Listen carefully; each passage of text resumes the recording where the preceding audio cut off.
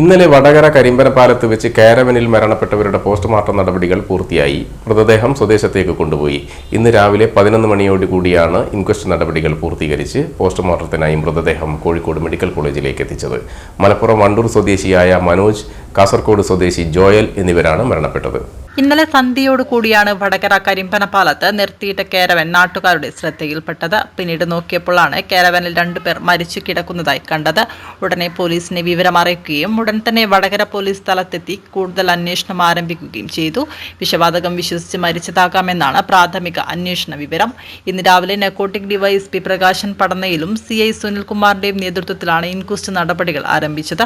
11 മണിയോടുകൂടി നടപടികൾ പൂർത്തിയാക്കി. ഫോറൻസിക് വിഭാഗം, PWD, ഇലക്ട്രിക് വിഭാഗം, ഫിംഗർ പ്രിന്റ്, RTO, പോലീസ് തുടങ്ങിയവരുടെ സാന്നിധ്യത്തിലാണ് നടപടികൾ ആരംഭിച്ചത്.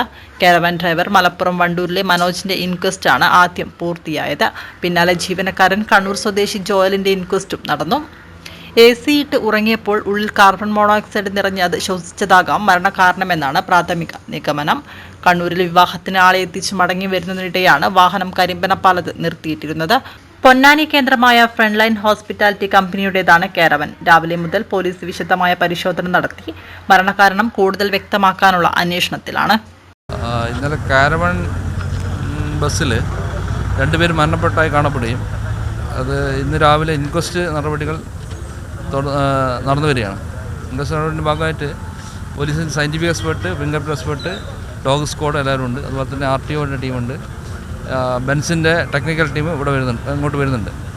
അപ്പോൾ അതിൻ്റെ വ്യക്തമായ മരണകാരണം അറിയുന്നത് പോസ്റ്റ്മോർട്ടത്തിന് വേണ്ടി മെഡിക്കൽ കോളേജിലായിരിക്കും കൂടി. ഒരു 1.5 മണിക്കൂർ കൊണ്ട് ഇനി പൂർത്തിയാവും. രണ്ട് മനോജിൻ്റെയും ജോയലിൻ്റെയും എല്ലാ ബന്ധുക്കളും എത്തിയിട്ടുണ്ട്.